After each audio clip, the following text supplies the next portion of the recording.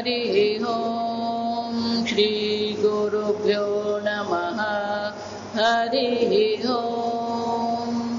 ओं पार्थाय प्रतिबोधितां भगवता नारायणेन स्वयं व्यासेन ग्रथितां पुराणमुनिना मध्ये महाभारतम् अद्वैतामृतवर्षिणीं भगवतीम् अष्टादशाध्यायिनीम् अम्ब त्वामनुसन्दधामि भगवद्गीते भवद्वेषिणीम् नमोऽस्तु ते व्यासविशालबुद्धे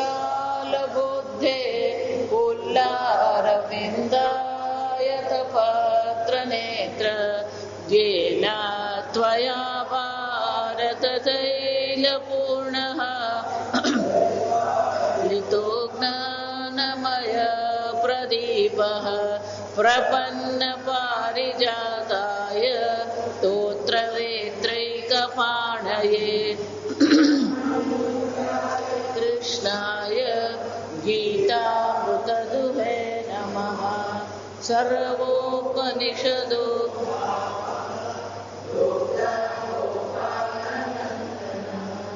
पार्थो वत्स सुधीर्भोक्ता दुग्धं गीतामृतं महत वसुदेवसुतं देवं कंसचाणूरमर्दनं देवकी परमानन्दं कृष्णं वन्दे जगद्गुरुं भीष्मद्रोणतथा जयद्रथजला गान्धारनीलोत्पला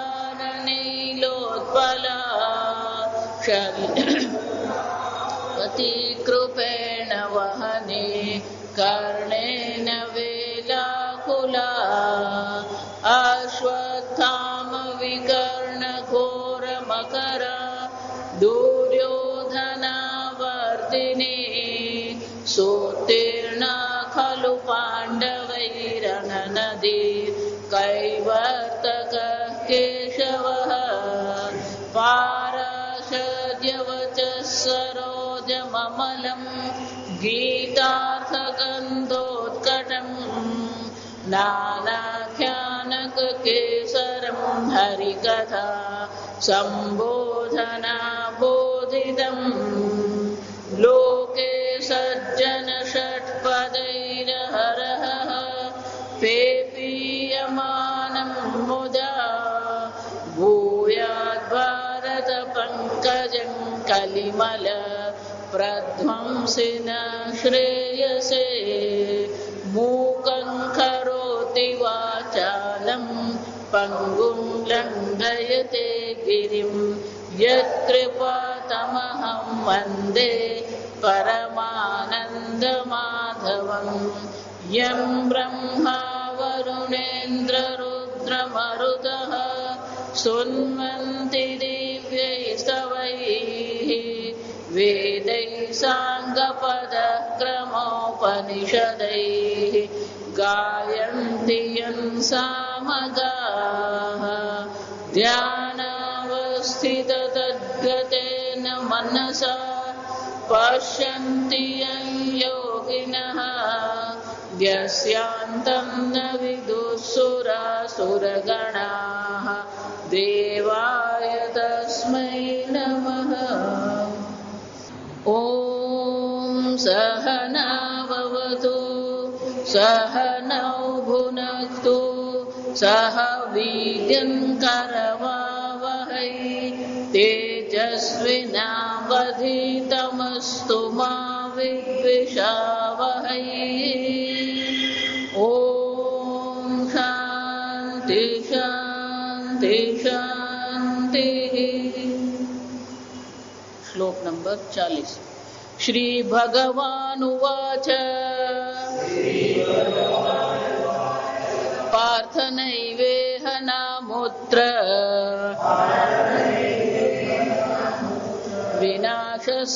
विनाशस्तस्य विद्यते નહિ કલ્યાણ કૃત કશ્ચિત દુર્ગતિં તાત ગચ્છતે પ્રાપ્ય પુણ્યકૃતાન લોકાન ઉષિત્વા શાશ્વતી સમાહ શુચીનાં શ્રીમતાંગે યોગભ્રષ્ટોऽભિજાયતે अथवा योगिनामेव कुले भवति धीमताम् एतद्धि दुर्लभतरम् लोके जन्म यदीदृशम्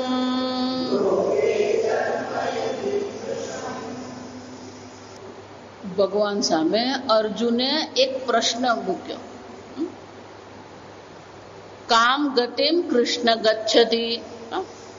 મોક્ષ માર્ગ પર ચાલવાનો પ્રારંભ કરી લીધો, પણ એને બ્રહ્મ જ્ઞાન થયું નહીં, મોક્ષ પ્રાપ્ત થયો નથી. તો પછી કામ ગતિમ કૃષ્ણ ગચ્છતિ, તો ભગવાન એની ગતિ શું થશે?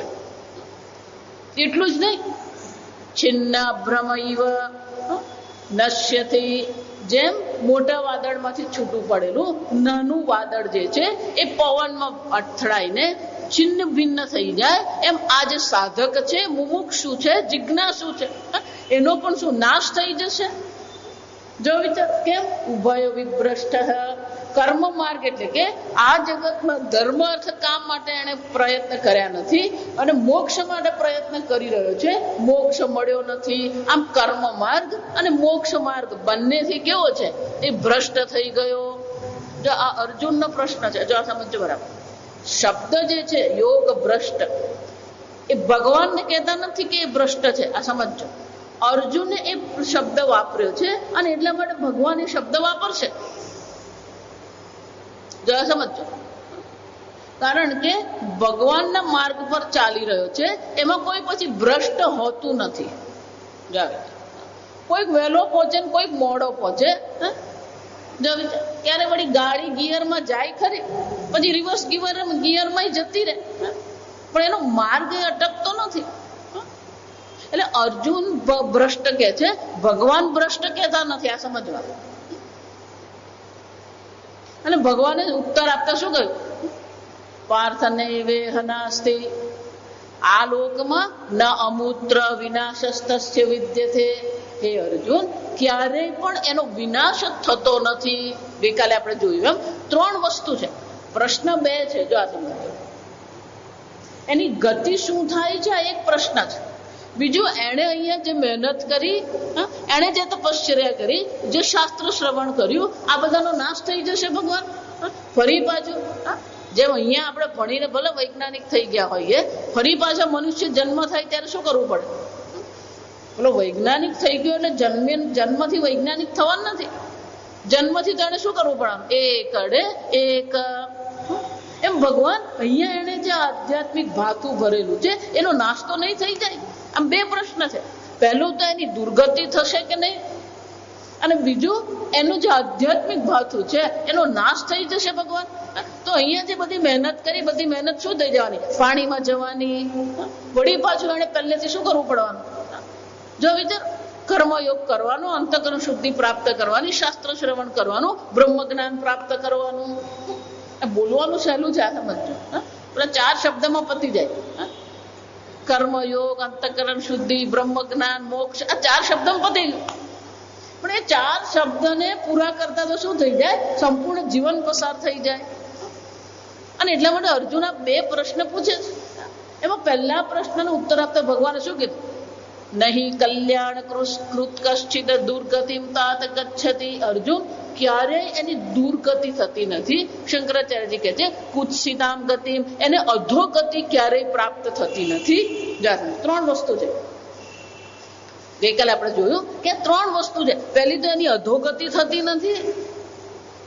બીજું, અહીંયા એને જે પુણ્ય ભેગું કર્યું, જો એને અહીંયા આધ્યાત્મિક માર્ગ પર ચાલવા માટે કર્મ તો કર્યું, પણ કર્મ સ્વર્ગની પ્રાપ્તિ માટે ને પુણ્ય માટે એને કર્યું નથી. શાના માટે કર્યું? અંતઃકરણ શુદ્ધિ માટે કર્યું.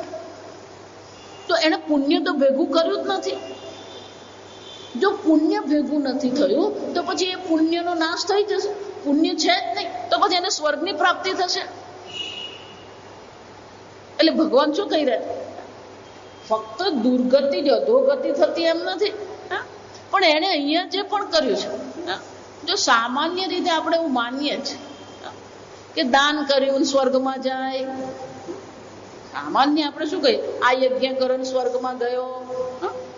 એટલે પછી આપણે કોઈ પણ વ્યક્તિનું મૃત્યુ થાય ત્યારે શું કહે? સ્વર્ગસ્થ. પણ સ્વર્ગ માટેનું પુણ્ય તો એને ભેગું કર્યું જ નથી. ઉર્ધ્વલોક માટેનું પુણ્ય એને ભેગું કર્યું નથી, તો ભગવાન એનું શું થશે? એટલે ગઈકાલે મેં કહ્યું કે પુણ્ય બે પ્રકારના, એક લૌકિક પુણ્ય હોય, બીજું આધ્યાત્મિક પુણ્ય. ભલે એને લૌકિક પુણ્યની પ્રાપ્તિ થઈ નથી, પણ એને જે તપશ્ચર્યા કરી છે, એને જે કર્મયોગ કર્યો છે, એને કર્તવ્ય કર્મનું પાલન કર્યું છે, પૂજા પાઠ કર્યું છે, આ બધું પણ શું છે? પુણ્ય છે. આ પણ સત્કર્મ છે. અને જો એ સત્કર્મ હોય તો અવશ્ય એને શું થવાની? પુણ્યની પ્રાપ્તિ થવાની જ છે. પણ એ પુણ્ય કયું છે? લૌકિક પુણ્ય નથી. એ પુણ્ય કયું છે? આધ્યાત્મિક પુણ્ય છે. અને જો આધ્યાત્મિક પુણ્યની એને પ્રાપ્તિ થઈ છે તો આધ્યાત્મિક પુણ્યનો નાશ થતો નથી. એ આધ્યાત્મિક પુણ્ય એને ફરી પછીના જન્મ માટે ઉપયોગી થાય છે. બીજું, અહીંયા જે શાસ્ત્ર અધ્યયન કર્યું છે એ શાસ્ત્ર અધ્યયનનો નાશ થઈ જશે. ત્રણ વસ્તુ છે અહીંયા. દુર્ગતિ ન ગચ્છતિમાં શું કીધું? પહેલું છે એની અધોગતિ નહીં થાય. બીજું આધ્યાત્મિક ભાગતું એટલે કે આધ્યાત્મિક પુણ્ય એને પ્રાપ્ત થશે. ત્રીજું શું છે? ત્રીજું એ છે કે એણે જે શાસ્ત્ર શ્રવણ કર્યું છે એ શાસ્ત્ર શ્રવણનો નાશ થશે ખરો? જો હું ઘણી વાર એટલે કહું છું, અહીંયા તમે જે બધા ભોગ કરો એ ફક્ત સંસ્કાર રૂપે તમારી સાથે રહેશે, પણ જે શાસ્ત્ર શ્રવણ કરો છો એ શાસ્ત્ર શ્રવણનો જો આગળ શંકરાચાર્યજી કહે છે શતેન જન્મ આપી 100 જન્મ પણ વીતી જાય પણ એ શાસ્ત્ર શ્રવણનો નાશ થતો નથી. ભલે તમને એવું યાદ નહીં હોય કે આ મુંડક ઉપનિષદ છે કે માંડુક્ય છે, પણ જે શાસ્ત્ર શ્રવણ કરેલું છે એ શાસ્ત્ર શ્રવણ જ્યારે બીજા જન્મમાં કરવામાં આવે ત્યારે એ બધી વસ્તુ કેવી લાગે? જાણીતી લાગે. પહેલી વાર સાંભળીએ છે એવું લાગે ને. એનો અર્થ શું થયો? એ શાસ્ત્રના જે સંસ્કાર છે એ શાસ્ત્રના સંસ્કારનો નાશ થતો નથી. અને એટલે ભગવાન કહે છે કે અર્જુન, આ લોકમાં કે ભલે એ પરલોકમાં જાય છતાં પણ શું છે? વિનાશસ્તસ્ય ન વિદ્યતે. કેમ? કલ્યાણકૃત કશ્ચિત. કારણ કે એને મોક્ષ માર્ગ પર પ્રારંભ કરી દીધો છે. જો આ સમજો, આ ફક્ત કોના માટે છે? કલ્યાણકૃત. કલ્યાણકૃતનો અર્થ શું થયો? જેણે પોતાના જીવનમાં લક્ષ્યનો નિર્ણય કરી લીધો, મારે બ્રહ્મ જ્ઞાન દ્વારા મોક્ષ પ્રાપ્તિ કરવી છે. આ પ્રકારથી જે કલ્યાણ કરનારો છે એને માટે ભગવાન આ કહી રહ્યા છે કે એની દુર્ગતિ અર્જુન થતી નથી. આમ ભગવાને 3 વાત આપણે કરી. હવે બીજો પ્રશ્ન જે અર્જુનનો છે, કામ ગતિ કૃષ્ણ ગચ્છતિ, આ બધું તો ભગવાન બરાબર છે, પણ તો પછી ભગવાન એની ગતિ શું થશે? ક્યાં જશે? મૃત્યુ થયું એટલે શું થવાનું? પુનરપી જનનમ પુનરપી મરણમ. તો ભગવાન એનું મૃત્યુ થઈ ગયું છે તો એ જીવની ગતિ શું થશે? એટલે હવે પછીના 2 શ્લોકમાં ભગવાન બહુ સુંદર એનો ઉત્તર આપે છે. એની દુર્ગતિ નથી થતી, આધ્યાત્મિક ભાથું એનું છે અને શાસ્ત્રના સંસ્કાર પણ છે, પણ ભગવાન એની ગતિ શું થાય? એ જશે ક્યાં? કેમ? કે આ સંચિત કર્મ તો છે જ, અને સંચિત કર્મ છે તો હવે પછીનો જન્મ નક્કી કોણ કરશે? પેલા સંચિત કર્મ નક્કી કરે.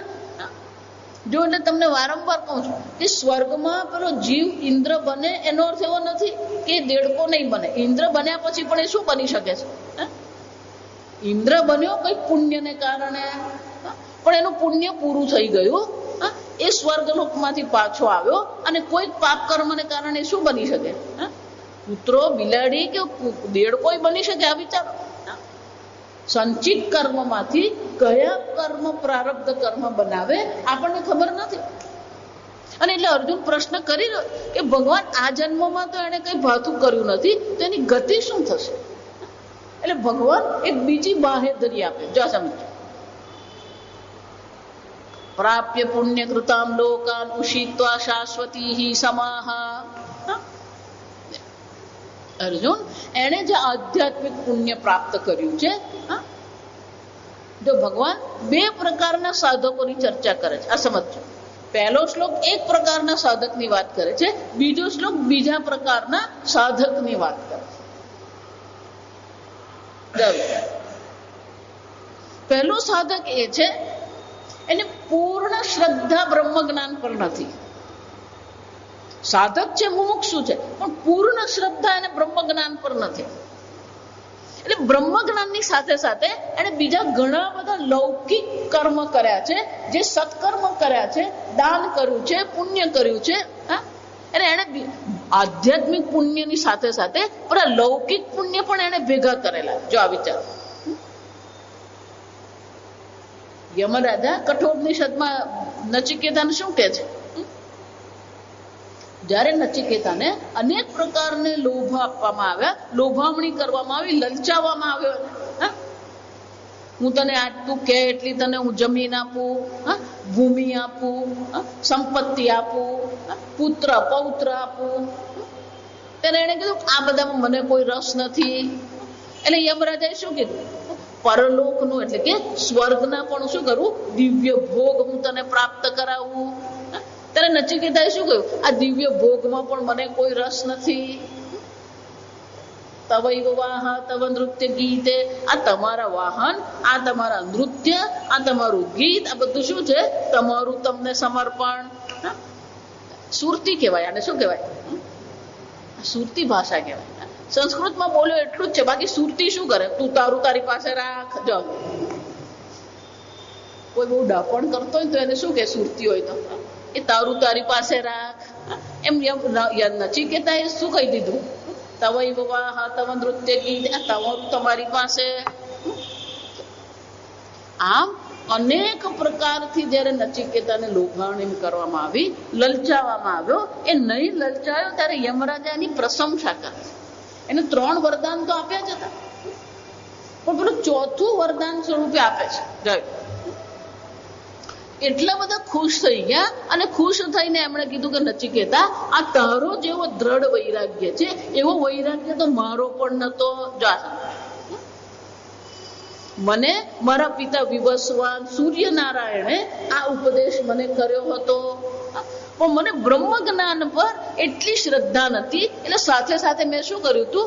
અનેક બીજું તપ કર્યું હતું, અને એ તપના પરિણામ સ્વરૂપે, એ તપના પુણ્ય સ્વરૂપે હું અત્યારે યમરાજા બન્યો છું. જો વિચાર, બ્રહ્મ જ્ઞાન થયા પછી યમરાજા બનવું ને કોને ગમે યમરાજા બનવાનું? જો વિચાર, આપણા તો પેલો શિયાળાની રાતે કૂતરું રડે ને તોય શું કહીએ? કૂતરાને યમદૂત દેખાય. યમદૂતને દર્શન કરવા તૈયાર નથી, તો પેલા યમરાજાની તો વાત જ બાજુએ થઈ ગઈ. એટલે યમરાજા સ્વયં કહી રહ્યા છે કે નચિકેતા, મારો એટલો દ્રઢ વૈરાગ્ય નતો, મારે એટલી શ્રદ્ધા નથી, અને એટલા માટે મેં બીજી અનેક પ્રકારની તપશ્ચર્યાઓ કરી, અગ્નિ વિદ્યાનું મેં અનુષ્ઠાન કર્યું, અને એટલા માટે મને આ યમપદની પ્રાપ્તિ થઈ. બ્રહ્મ જ્ઞાન થયા પછી પણ મને આ યમપદની પ્રાપ્તિ થઈ જશે. આ જે સાધકને પૂર્ણ શ્રદ્ધા નથી, એટલે એ શું કરશે? આધ્યાત્મિક માર્ગ પર તો ચાલી જ રહ્યો છે, સાથે સાથે શું કરે છે? પેલું લૌકિક અનેક કર્મ કરી સત્કર્મ કરે છે. તો એની પાસે શું થવાનું? લૌકિક પુણ્ય પણ છે અને આધ્યાત્મિક પુણ્ય પણ છે. અને એટલે ભગવાન કહી રહ્યા છે, આવો જે સાધક છે જેની પાસે લૌકિક પુણ્ય પણ છે, આધ્યાત્મિક પણ પુણ્ય છે, તો પહેલું શું કરશે? પ્રાપ્ય પુણ્ય કૃતામ લોકાન. એને આ લૌકિક પુણ્ય જે એને કર્યા છે, એને જે તપશ્ચર્યા કરી છે, એ તપસ્યાના ફળ સ્વરૂપે એને શું થશે? પુણ્ય કૃતામ લોકાન પ્રાપ્ય. પહેલા એને આ પુણ્ય કર્મનો જે છે એને સ્વરૂપે સદલોકની પ્રાપ્તિ થશે, સ્વર્ગલોકની પ્રાપ્તિ થશે, ઉર્ધ્વલોકની પ્રાપ્તિ થશે. અને ત્યાં કેટલો વખત ઉષિત્વા શાશ્વતી હિ સમાહા. શંકરાચાર્યજી કહે છે અશ્વમેધાદિ યાજીનામ લોકાન. આમ એને અશ્વમેધાદી અનેક યજ્ઞ કરવા વાળા લોકો જે છે એ ત્યાં જશે. ઉષિત્વા વાસમ અનુભૂય શાશ્વતી નિત્ય સમાહા સંવત્સરાન. દીર્ઘકાળ, શાશ્વતી સમય એટલે શાશ્વત કાળ, એનો શું થયો? દીર્ઘકાળ પર્યંત એ ત્યાં સ્વર્ગમાં રહેશે, ઉર્ધ્વલોકમાં એ ત્યાં રહેશે. આમ ત્યાં ઉર્ધ્વલોકમાં રહીને શું કરશે? ભોગ ક્ષયે. જ્યારે આ પુણ્ય લોકમાં એની પ્રાપ્તિ થઈ ગઈ, એના ભોગનો જ્યારે ક્ષય થઈ જશે ત્યારે શું થશે? શુચિનામ શ્રીમતામ ગેહે યોગ ભ્રષ્ટો વિજાયતે. જ્યાં એના સ્વર્ગના પુણ્યની પૂર્તિ થઈ જશે, એ પુણ્યનો ક્ષય થઈ જશે, પછી જે એનો જન્મ જે થશે એ જન્મ કયો હશે? શુચિનામ શ્રીમતામ ગેહે. ગેહે એટલે ઘરે, શુચિ નામ એટલે કે પવિત્ર કુટુંબ છે, પવિત્ર પરિવાર છે. શ્રીમતામ એટલે ધનવાન પણ પરિવાર છે. જો બે વસ્તુ છે, ધનવાન પણ છે અને પવિત્ર પણ છે. અઘરું છે આ સમજ. આપણે અંગ્રેજીમાં કોમ્બિનેશન કહેવાય. ધનવાન હોવું અને પવિત્ર કુળ હોવું એ શું છે? બહુ અઘરું આ કોમ્બિનેશન છે. એનો અર્થ શું થાય? ભગવાન કહે છે કામ ગતિમ કૃષ્ણ ગચ્છતિ. ભગવાન સ્પષ્ટ શબ્દોમાં કહી દે છે કે એને ફરીથી મનુષ્ય જન્મ મળે છે. એનો અર્થ શું થયો? બીજા કોઈ યોનિની એને પ્રાપ્તિ થતી નથી, બીજા કોઈ યોનિમાં એને જવું પડતું નથી. ગઈકાલે મેં કહ્યું ગેરેજમાં જે છેલ્લું મૂકેલું હોય ત્યારે ગેરેજ ખોલીએ ત્યારે નીકળે કયું પહેલું? જે છેલ્લું મૂક્યું ને એ જ પહેલું નીકળે. એમ આ આધ્યાત્મિક ભાથું એને તૈયાર કરેલું છે. તો એ આધ્યાત્મિક ભાથું શું કરશે? અન્ય સર્વ કર્મને પાછળ કરી દેશે અને એ આધ્યાત્મિક ભાથું જે એને તૈયાર, આધ્યાત્મિક કર્મ જે એના છે એ આધ્યાત્મિક પુણ્ય એને કામ લાગી જશે. એટલે પુણ્ય કર્મ, એ આધ્યાત્મિક પુણ્ય શું કરશે? બાકીના જેટલા પણ સંચિત કર્મ છે, જે કર્મફળ આપવા માટે તૈયાર છે, એ બધાને એ પાછળ કરી દેશે અને એને આ આધ્યાત્મિક જગત જે છે, આધ્યાત્મિક માર્ગ પર આગળ ચાલવા માટે જે અનુકૂળ પરિવાર છે, એ અનુકૂળ પરિવારમાં એનો જન્મ થશે. અને એટલે ભગવાન કહે છે શ્રીમતામ શુચિનામ. એટલે શુચિ નામ કોને કહેવાય? જો શંકરાચાર્યજી વ્યાખ્યા જયારે કરે ને બહુ મજાની વ્યાખ્યા સમજ. શુચિ નામ એટલે પવિત્ર પરિવાર, ધાર્મિક પરિવાર. પણ કે ધાર્મિક કોને કહેવાય? એટલે શંકરાચાર્યજી કહે છે યથોક્તકારીણામ. યથા ઉક્ત એટલે કે શાસ્ત્રમાં જે પ્રકારથી કર્મ કરવાનું કહ્યું છે એ પ્રકારથી શાસ્ત્રનું અનુસરણ કરનારા છે, ક્યારેય અધર્મ કરનારા નથી. વિચાર, અત્યારે તો પરિસ્થિતિ એવી છે કે પૂર્ણતઃ ધર્મથી જો તમારે ધનની પ્રાપ્તિ કરવી હોય તો શું છે? વિચાર, આપણું આર્થિક માળખું જે છે ભારતમાં, એ આર્થિક માળખું જ બહુ વિચિત્ર છે. તમે ગમે એટલા પ્રયત્ન કરો, તમે જો બધે સત્ય બોલો. આજે આ એપ્રિલ આવ્યો ને, માર્ચ એન્ડિંગ, આ બધા જે ડોક્ટરો છે,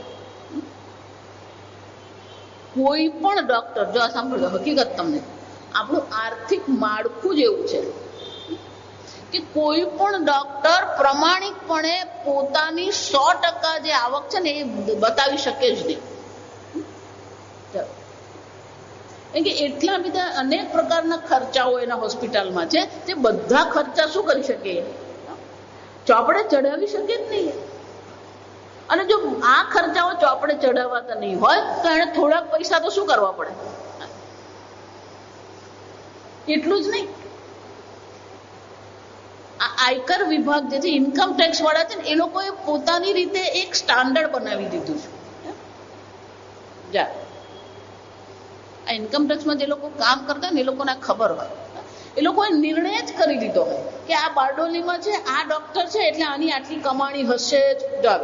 એ લોકોએ પોતાની રીતે જ નક્કી કરેલું.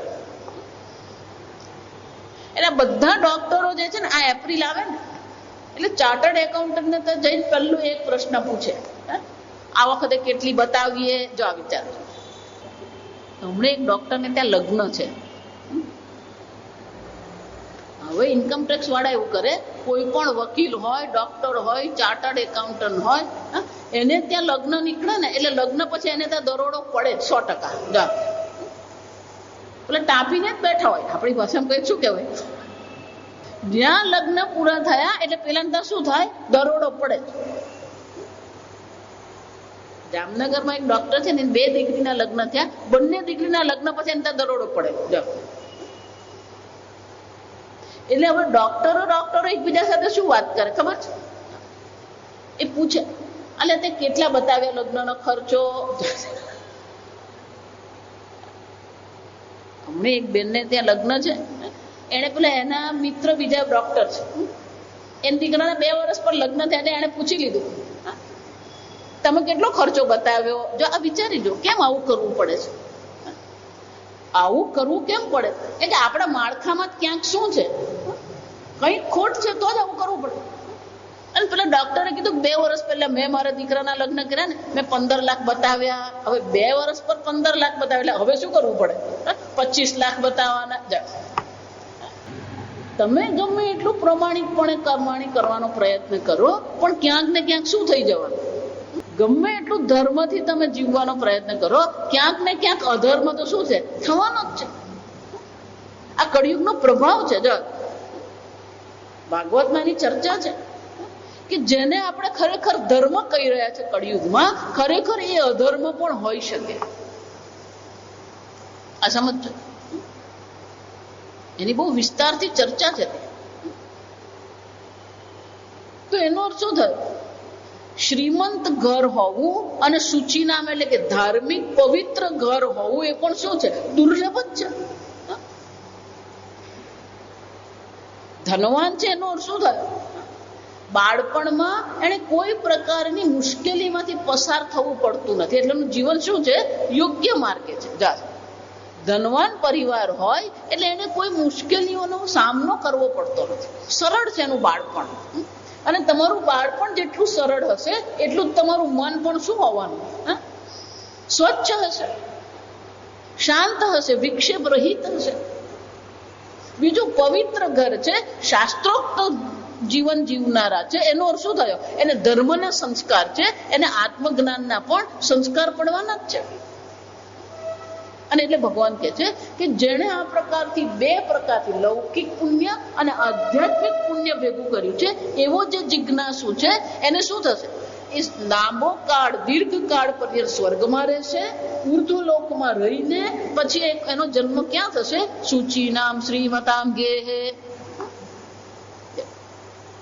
એટલે પૂજ્ય સ્વામીજી બહુ સરસ કહે, એને સ્ટાર્ટિંગ કહેવાય. જો આ સમય નવો જન્મ મળ્યો, પણ નવા જન્મમાં પ્રારંભ એને અનુકૂળ મળી ગઈ. શ્રીમત એટલે કે ધનવાન છે અને પવિત્ર કુળ છે. એનો શું થયો? આધ્યાત્મિક માર્ગ પર ચાલવા માટે એને શું થઈ ગયું? અનુકૂળ વાતાવરણ એને મળી ગયું. અને જો અનુકૂળ વાતાવરણ મળી જશે તો પછી એને આધ્યાત્મિક માર્ગ પર ચાલવા માટે બહુ સરળતા રહેશે. આ ભગવાન 2 દર્શાવે ને એટલે 2 જ નહીં જોવાના. આ તો ભગવાન ખાલી શક્યતા આપણને બતાવે છે. અર્જુને સંશય કર્યો એટલે ભગવાન ઉત્તર આપી રહ્યા છે. આમ એને અનુકૂળ વાતાવરણ મળે છે, જેમાં એ પછી શું કરી શકે? આગળ આધ્યાત્મિક માર્ગ પર ચાલી શકે. અથવા એટલે શંકરાચાર્યજી કહે અથવા યોગીનામેવ કુલે ભવતી ધીમતામ. આ જે જિજ્ઞાસુ છે, જે બુદ્ધિશાળી છે, એનો જન્મ શું થશે?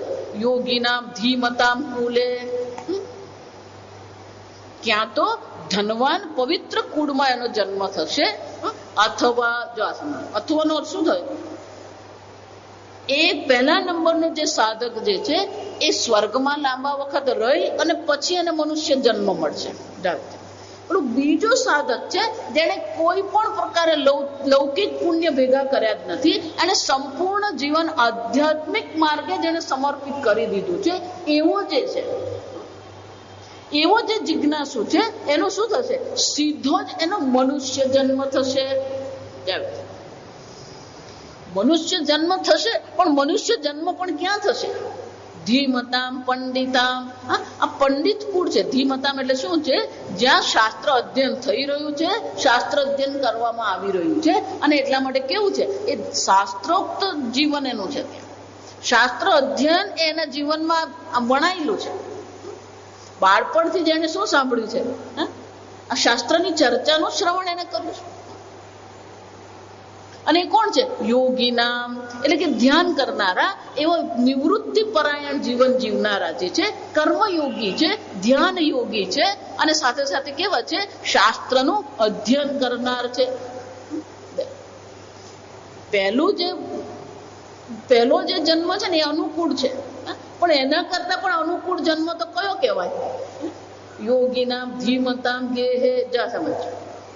ભૌતિક રીતે પહેલું અનુકૂળ છે, પણ આધ્યાત્મિક રીતે વિચારીએ તો અનુકૂળ કયું છે? આ બીજો જન્મ વધારે અનુકૂળ છે. કેમ? કે માતા પિતા જો તપસ્વી હશે, માતા પિતા જો શાસ્ત્ર ચિંતન કરનારા હશે, તો પછી એને વાતાવરણ પણ શું મળવાનું? આધ્યાત્મિક વાતાવરણ જ એને મળવાનું. અને જો આધ્યાત્મિક વાતાવરણ એને મળી ગયું તો પછી એને માટે આધ્યાત્મિક માર્ગ પર જવું પણ શું થઈ જવાનું? બહુ સરળ થઈ જાય. જા સમજ. એને પ્રયત્ન કરવો જ નહીં પડે. વગર પ્રયત્ન શું થવાનું? એ શાસ્ત્ર અધ્યયનમાં લાગી જ જવાનું. એટલે શંકરાચાર્ય બહુ સરસ કહે છે. આગળ એવું કહેવામાં આવ્યું, શ્રીમતામ શુચિનામ. અહીંયા પેલો શ્રીમતામ શબ્દ વાપર્યો નથી, પણ એને બદલે કયો શબ્દ વાપર્યો? ધીમતામ. જાવ. એટલે પંડિત છે, વિદ્વાન કુળ છે. એટલે શંકરાચાર્યજી કહે છે આ વિદ્વાનનું કુળ છે અને યોગીઓનું કુળ છે. તો પછી એ કયું હશે? દરિદ્રાણામ કુલે ભવતી. પણ એમની પાસે આર્થિક રીતે કોઈ સગવડ એટલી બધી નથી. જો આ સમજો, દરિદ્રાણામ એનો શું થયો? આર્થિક જે સગવડ જેને આપણે કહીએ છીએ, એવી આર્થિક સગવડ એને મળતી નથી. છતાં પણ આ બીજો જન્મ જે છે એ બ્રહ્મ જ્ઞાન માટે વધુ અનુકૂળ છે. કેમ? કે શાસ્ત્ર અધ્યયન ઘરમાં થઈ જ રહ્યું છે. શંકરાચાર્યજી જયારે કાશી ગયા ત્યારે ત્યાં જે પંડિત હતા, એમના જ શિષ્ય પછી બની ગયા સુરેશ્વરાચાર્ય, મંડન મિશ્રા એનું નામ. તો એમને કોઈકે કીધું કે કાશીમાં વિદ્વાન છે, મંડન મિશ્રા શાસ્ત્રના વિદ્વાન છે, પણ કર્મકાંડને સમર્પિત છે, એ બ્રહ્મ જ્ઞાનને સમર્પિત નથી. એટલે શંકરાચાર્યજી એ મંડન મિશ્રાને ઘરે જવા નીકળ્યા, કાશી પહોંચ્યા, અને કોકને પૂછ્યું કે મંડન મિશ્રાનું ઘર કયું? ત્યારે પેલા વ્યક્તિએ કીધું જેના ઘરની બહાર પોપટ પણ શાસ્ત્ર ચિંતન કરતા હોય. પોપટ પણ, બે પોપટ પણ જો વાતો કરતા હોય, શું કરતા હોય?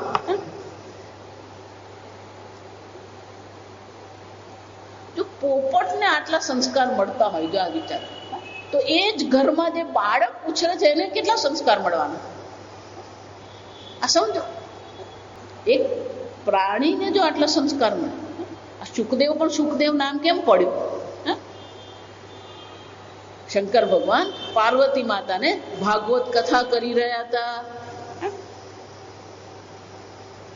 અને પાર્વતી માતા પણ હુંકાર બોલાવતા હતા, કરતા હતા. પણ આ કથાનું શ્રવણ કરતા કરતા પાર્વતી માતાને જરાક જોકું આવી ગયું. પણ માતા જે હુંકાર કરતા હતા, તો પેલું ત્યાં વૃક્ષનો જે ત્યાં પેલો પોપટનો માળો હતો, એમાં પેલું પોપટનું બચ્ચું બેઠું હતું, એ પણ પેલું શાસ્ત્ર શ્રવણ કરતું હતું, અને પાર્વતી પેલા હ કરતા હતા, એને પણ શું શરૂ કરી દીધું? પેલું હ શરૂ કર્યું. પછી અચાનક શંકર ભગવાનની નજર પડી કે આ પાર્વતી માતા તો ઊંઘી ગયા છે, તો હુંકાર કોણ બોલે? એમણે પાછળ ફરીને જોયું તો કોણ હતું? આટલું નાનું પોપટનું બાળક હતું, બચ્ચું હતું. પણ શંકર ભગવાનને ક્રોધ આવ્યો. કેમ? પાછળ ઉપર બેસીને સાંભળતું હતું. અધર્મ કેવાય. એનો નાશ થઈ ગયો અને પછી એનો જન્મ ક્યાં થયો? વ્યાસ ભગવાનને ત્યાં સુખદેવ સ્વરૂપે એને જન્મ થયો.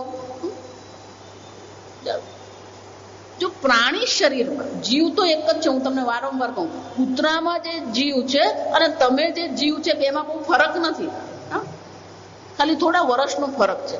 પેલો 20 વર્ષ કૂતરું રહેવાનું છે, આપણે બીજા 40 વર્ષ જીવીશું અને પછી આપણે પછી શું બનવાના છે ખબર જ નથી. અને એ કૂતરું જે છે 20 વર્ષ પછી એ પણ શું બનવાનું છે ખબર છે? જીવ તરીકે કૂતરો કહીએ કે માણસ કહીએ બહુ ફરક નથી, પણ પ્રાણી શરીરમાં એ જીવ છે ત્યારે જો એને આટલા બધા સંસ્કારની પ્રાપ્તિ થતી હોય તો પછી આવા ધીમતામ એટલે કે વિદ્વાન કુળમાં જો એનો જન્મ થયો છે, યોગીઓના કુળમાં એનો જન્મ થયો છે, તો પછી એના માટે તો શું છે? સારામાં સારો પ્રારંભ છે. એના જીવનનો પ્રારંભ કેવો થવાનો? બિલકુલ આધ્યાત્મિક માર્ગ માટે અનુકૂળ પ્રારંભ છે. અને એટલે શંકરાચાર્યજી કહે છે, અરે ભગવાન કહે છે, એતદ્ દુર્લભમ તરમ લોકે જન્મ યદિ દૃશ્યમ. અર્જુન, આવા પ્રકારનો જન્મ પ્રાપ્ત થવો, વિદ્વાન કુળમાં જન્મ થવો, યોગીઓના કુળમાં જન્મ થવો, એ કેવો છે? દુર્લભતરમ. અર્જુન, ખરેખર દુર્લભ છે. આપણે તો પેલું દુર્લભ લાગતું હતું, જો સમજો, શ્રીમતામ સૂચિનામ આપણને તો દુર્લભ લાગે છે. ભગવાન કહે છે એના કરતા પણ વધારે દુર્લભ તો કયો જન્મ છે? આ જન્મ છે. જેમ શંકરાચાર્યજીનો જન્મ થયો તો એમનો જન્મ ક્યાં થયો? સંસ્કૃત પાઠશાળામાં જ જન્મ થયો. માતા પિતા બ્રાહ્મણ હતા, પિતા બ્રાહ્મણ હતા, પાઠશાળામાં એ આચાર્ય હતા, માતા પણ એક બ્રાહ્મણ તરીકેનું જીવન જીવી રહ્યા હતા. ત્યાં એમનો જન્મ થયો એટલે જન્મથી જ સંસ્કાર કયા પડ્યા? એટલું જ નહીં, શંકરાચાર્યજીનું જીવન તો આશ્ચર્યકારક જ છે. 8 વર્ષે તો 4 વેદનું શું થઈ ગયું? અધ્યયન થઈ ગયું. 8 વર્ષે આપણે ગુણાકાર ને ભાગાકાર કરતા હોઈએ. ચાલો, 8 વર્ષ બીજા ત્રીજા ધોરણમાં શું શીખતો હોઈએ? એ ગુણાકાર ને ભાગાકાર જ શીખતો હોય. બીજું વાતાવરણ જ કેવું છે? અનુકૂળ છે. માતા પણ તપસ્વી છે, ધાર્મિક છે. અને એટલે ભગવાન સ્વયં કહી રહ્યા છે, એતદ્ હિ જન્મ યદ દરિદ્રાણામ યોગીનામ કુલે દુર્લભતરમ દુઃખ લભ્યતરમ પૂર્વમ અપેક્ષ્ય. આગળ જે શ્રીમતામ શુચિનામ ઘર જે છે, ધનવાન અને પવિત્ર કુળ છે, એના કરતા પણ દુર્લભ તો કયું છે? વિદ્વાન યોગીના કુળમાં જન્મ મળવો. અર્જુન, ખરેખર દુર્લભ છે. આમ ભગવાન અર્જુનને કહી રહ્યા છે કે અર્જુન, કોઈ પણ પ્રકાર આધ્યાત્મિક રીતે પણ વિચારીએ તો એને આધ્યાત્મિક જે પુણ્ય જે છે એનો નાશ થતો નથી. જો એનો શું થયો? એકવાર તમે આધ્યાત્મિક માર્ગ પર ચાલવાનું શરૂ કર્યું પછી તમારા વધારેમાં વધારે 2 જન્મ છે. એક જન્મ સ્વર્ગમાં છે અને બીજો જન્મ મનુષ્ય તરીકે છે. અને જો ખરેખર આધ્યાત્મિક માર્ગમાં સમર્પિત છે, નિવૃત્તિ પરાયણ જીવન જીવી રહ્યો છે અને જો એને જ્ઞાન નહીં થયું તો ભગવાન શું કહે છે? સીધો જ એનો મનુષ્ય તરીકે જન્મ થશે, બીજો કોઈ જન્મની શક્યતા છે જ નહીં. કારણ કે મનુષ્ય જન્મ એકવાર, જો કેટલાક લોકો એવું કે અત્યારે મનુષ્ય જન્મ થયો એટલે હવે પાછો મનુષ્ય જન્મ મળશે. કોણે કીધું? કોઈ શક્યતા નથી. આ સમજ, મારું પેલું દૂધનું દ્રષ્ટાંત જ યાદ રાખવા. આપણને ફરીથી મનુષ્ય જન્મ મળશે કે નહીં એ બહુ મોટી શક્યતા આપણને દેખાતી જ નથી. આ સમજો, એક ભાઈ જો 2-4 ઘરે ભિક્ષા માંગીને એનું જીવન વિતાવે. એક બેનના ઘરે રોજ જ જાય અને બેન એને શું કરે? કોઈ દિવસ દાળ ભાત આપે, કોઈ દિવસ રોટલી શાક આપે. પછી 2-4 દિવસ પેલા ભાઈ દેખાયા અને પછી અચાનક 5મે દિવસે દેખાય ને ત્યારે થોડાક દુબળા પડી ગયા. એટલે પેલા બેને પૂછ્યું, કાકા શું થયું? જો આપણે વિચારજો, આ ભારતીય સંસ્કૃતિ બહુ અલગ છે. આપણે છે ને અહીંયા રહીએ છીએ એટલે આપણને એની બહુ મહાનતા દેખાતી નથી. પેલો સામાન્ય આપણે ત્યાં ભિક્ષા માંગવા આવતો ને એને આપણે કાકા કહીએ. જાવ ત્યાં એને તુકાર નહીં કરીએ આપણે તુકાર. એને આપણાથી વયમાં એ મોટા છે તો પછી એને આપણે ક્યારેય તુકાર નહીં કરીએ. એને શું કરીએ આપણે? કાકા કહીએ, ભાઈ કહીએ. ભલે પેલો રિક્ષા વાળો છે, સામાન્ય છે, પણ એને આપણે શું કરીએ? અન્ય વ્યક્તિને માનપૂર્વક બોલાવવું ને એ ભારતીય સંસ્કૃતિમાં, બીજે ક્યાંય નથી. બીજે સંસ્કૃતિમાં તો દાદાને એના નામથી, દાદાનું નામ જો ડેવિડ હોય તો પેલો ગ્રેન્ડપા તો કે જ શું કે ડેવિડ ચાલો. આ ચાલો ની ચાલ જ કે છે. આપણે દાદાને કે ચાલ. પેલા બેને સહજ રીતે જ પૂછ્યું, કાકા 2-4 દિવસ દેખાય ને ક્યાં ગયા હતા? મેં કીધું બેન જરાક તાવ આવી ગયો તો, માંદો પડી ગયો, સિવિલમાં દાખલ થયેલો તો, કાલે જ મને રજા આપી. બેન તું એક કામ કર, તું રોજ મને રોટલી શાક આપે ને, પણ ડોક્ટરે પેલી અઠવાડિયા માટે દવા આપી છે, આ દવા મને દૂધ સાથે લેવાની કીધી છે. તું મને શું કર, 1 કપ દૂધ આપ. એટલે પેલા બેનને થયું રોટલી શાક આપીને દૂધ આપીએ, શું કરવાનું? બિચારા માંદા છે કાકા, દવા લેવાની છે એટલે આપણે શું કરવાના? એને સ્વાભાવિક રીતે જ આપણે દૂધ આપવાના જ છે. એટલે 1 દિવસ દૂધ આપ્યું, 2 દિવસ આપ્યું, 3 દિવસ, પણ 4થે દિવસે રવિવાર હતો. રવિવારે એનો છોકરો બહાર શેરીમાં શું કરતો હતો? ક્રિકેટ રમતો હતો. એટલે કાકા આવ્યા, એને દૂધ આપ્યું, દૂધ લઈને જાય. એ દૂધ લઈને જતા હતા, એ પેલું બાજુના ગલીમાં પહોંચ્યા ને એ જ વખતે આ છોકરા પેલો બોલ જે માર્યો ને એ બાજુની ગલીમાં ગયો. એટલે પેલો છોકરો બોલ લેવા ગયો, એ ફિલ્ડિંગ કરતો હતો. એ જયારે બોલ લેવા ગયો ત્યારે એને જોયું કે આ કાકા દૂધ શું કરી રહ્યા છે? પેલું ગટરમાં રેડે છે. મને કહો આ છોકરો શાંત રહેશે? એને જેવું જોયું કે આ કાકાએ દૂધ ગટરમાં રેડી દીધું, એ તરત શું કરવાનું? ચૂપ રહેવાનો. એ તરત દોડીને મમ્મી પાસે જઈને શું કહે છે? મમ્મી મમ્મી તમે પેલા કાકાને દૂધ આપો છો ને, એ તો બાજુના ગલીમાં ગટરમાં રેડી દીધું. હા, અને પછી ત્યાં પેલા ભાઈ ઉભેલા તેને કીધું કે રોજ જ દૂધ અહીંયા રેડી દે છે. બીજે દિવસે જયારે દૂધ માંગવા આવશે એને દૂધ આપશે? મારો સીધો જ પ્રશ્ન, એના પેટમાં જાય કે વલસાડની ગટરમાં જાય? તમને એનું દૂધ આપવાનું પુણ્ય મળી ગયું કે નહીં મળી ગયું? તમે એને દૂધ આપ્યું, તમને તો શું થઈ ગયું? દૂધ આપવાનું પુણ્ય તો તમને પ્રાપ્ત થઈ ગયું. પછી એના પેટના ગટરમાં જાય કે વલસાડના ગટરમાં જાય, તમને શું ફરક પડે? પણ તમે દૂધ આપો એને. તમને એટલા માટે પૂછ્યું છું, ન્યાય તમારે જ કરવાનો. કેમ નહીં આપીએ દૂધ આપણે? દૂધનો એને શું કર્યો કહેવાય? દુરુપયોગ કર્યો, બગાડો કર્યો. જો સમજ.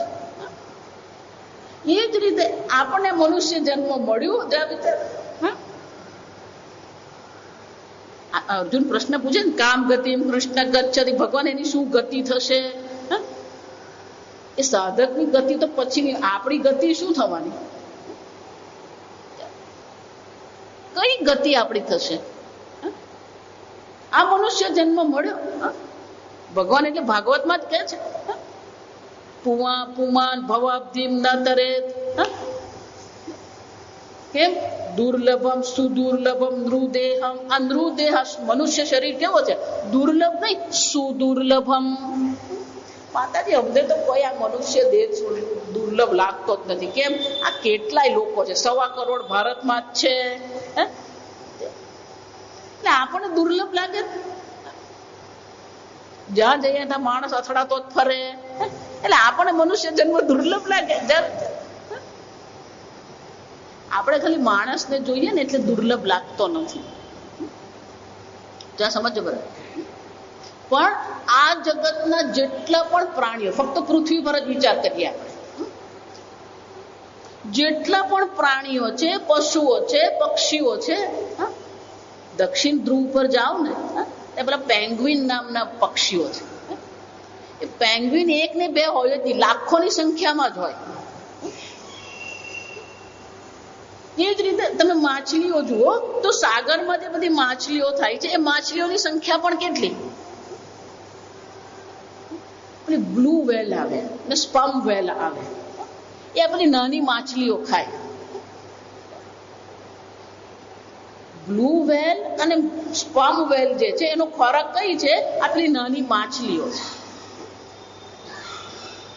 અને એ વેલ કેવડી હોય, પેલી 200 ફૂટની હોય, એટલે એને 2-4 માછલીથી તો કામ આવે જ નહીં. આ વેલની જે કદ જે છે ને, એને તમારા મગજમાં એનું માપ લાવવું હોય ને, તો એનું હૃદયની સરખામણી કરવાની. આપણું હૃદય કેવડું? આપણું મુઠ્ઠી જેવું. આ વેલનું હૃદય આપણું ફ્રન્ટી જેવડું ચાલે. એટલે એનું શરીર કેવડું હશે વિચારી. એનું હૃદય જ કેવડું છે, ફ્રન્ટી જેવડું તો એનું હૃદય છે.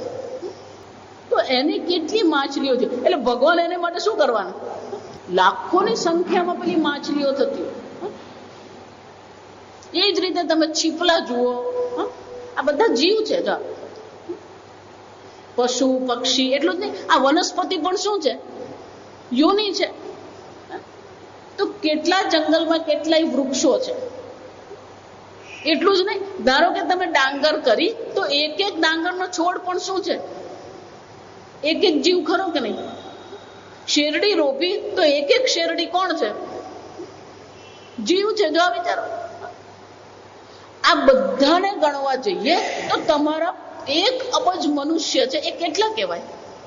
આ બધાની સામે તમે જુઓ તો આ મનુષ્ય દેહ જે છે 1% નથી. જો આ વિચારી જોજો, બધા જીવને ગણવા જઈએ તો મનુષ્ય શરીર તો કેવું છે? દુર્લભ જ છે. આપણે છે ને, આપણે એવા પેલા અમેરિકા હોય કે અહીંયા હોય, બધાને પેલા શહેર નગરમાં રહેવાની આદત પડી ગઈ. એટલે શું વિચારે છે? અમે આટલા મનુષ્ય, એટલે બીજા કેટલા પશુઓ છે, પક્ષીઓ છે, ને ફૂલ છોડ છે, ધન ધાન્ય છે, આ બધાનો તો આપણે વિચાર જ નથી કરતા. એટલે ભગવાન શું કહે છે? દુર્લભમ સુદુર્લભમ. આ મનુષ્ય શરીર ખરેખર તો કેવું છે? દુર્લભ જ નહીં, કેવું છે? સુદુર્લભમ. પણ આ મનુષ્ય શરીર છે કેવું છે? પ્લવમ. જેમ પેલું નદી કે દરિયામાં પાર કરવું હોય તો પેલું તરાપાની જરૂર પડે, એને પ્લવ કહેવાય સંસ્કૃતમાં, તરાપો. એમ ભગવાન કહે છે, અર્જુન, આ મનુષ્ય જન્મ શું છે? તરાપો છે. શાના માટે? આ ભવસાગર પાર કરવા માટે આ તરાપો આપણને મળ્યો છે. એટલે ભગવાન ત્યાં કહે છે, પુમાન ભવાબ્ધિમ ન તરેત.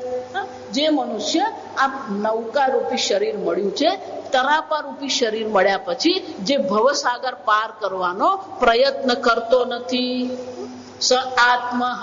એ કોણ છે? આત્મહત્યા કરી રહ્યો છે. કેમ? આ ભવસાગર માંથી મોક્ષ પ્રાપ્ત કરવાની એને શક્યતા હતી, એ શક્યતાનો એને શું કર્યું? જો આપણા સંસ્કાર એવા જ છે.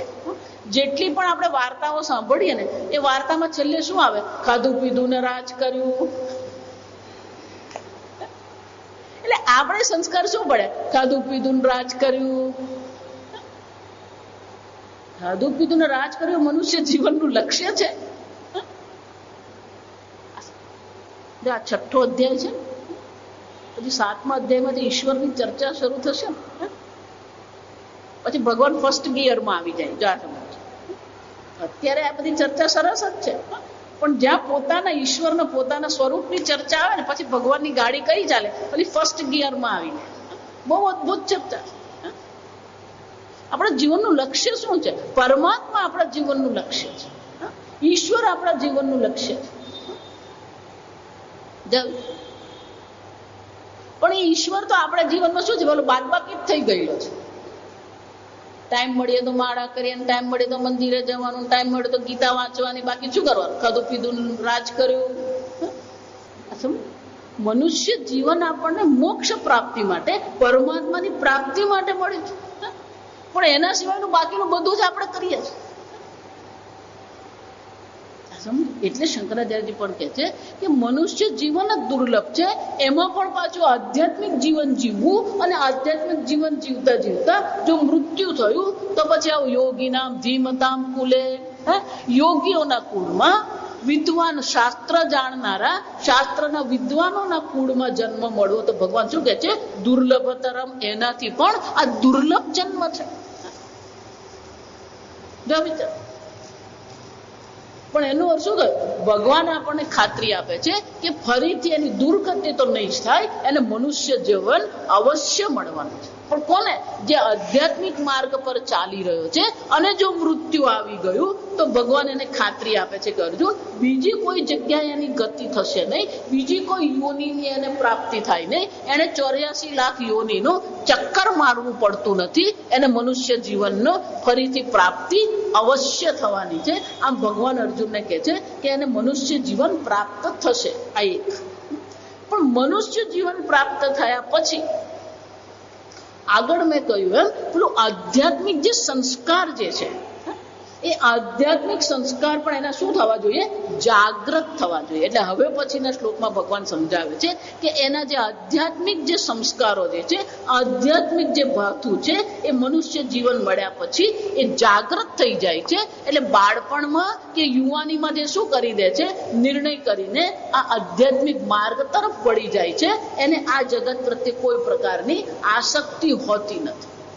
એ ચર્ચા આપણે આવતીકાલે. ઓમ સ્વસ્તિ પ્રજાભ્યઃ પરિપાલયન્તાં ન્યાયેન માર્ગેણ મહિં મહિષાઃ ગોબ્રાહ્મણેભ્યઃ શુભમસ્તુ નિત્યં લોકા સમસ્તા સુખિનો ભવન્તુ કાલે વર્ષતુ પર્જન્યઃ પૃથ્વી સસ્યશાલિની દેશોऽયં ક્ષોભરહિતઃ બ્રાહ્મણા સંતુ નિર્ભયાઃ. ઓમ સર્વેષાં સ્વસ્તિર્ભવતુ સર્વેષાં શાંતિર્ભવતુ પૂર્ણં ભવતુ સર્વેષાં મંગલં ભવતુ સર્વે ભવन्तु સુખિનઃ સર્વે સन्तु નિરામયાઃ સર્વે ભદ્રાણિ પશ્યन्तુ મા કશ્ચિદ દુઃખભાગ્ ભવેत्. સદ્ગમય તમસો મા જ્યોતિર્ગમય મૃત્યુર્મા અમૃતંગમય. ઓમ પૂર્ણમદઃ પૂર્ણમિદં પૂર્ણાત પૂર્ણમુદચ્યતે પૂર્ણસ્ય પૂર્ણમાદાય પૂર્ણમેવાવશિષ્યતે. ઓમ શાંતિ શાંતિ શાંતિ. હરિ ઓમ શ્રી ગુરુભ્યો નમઃ. હરિ ઓમ.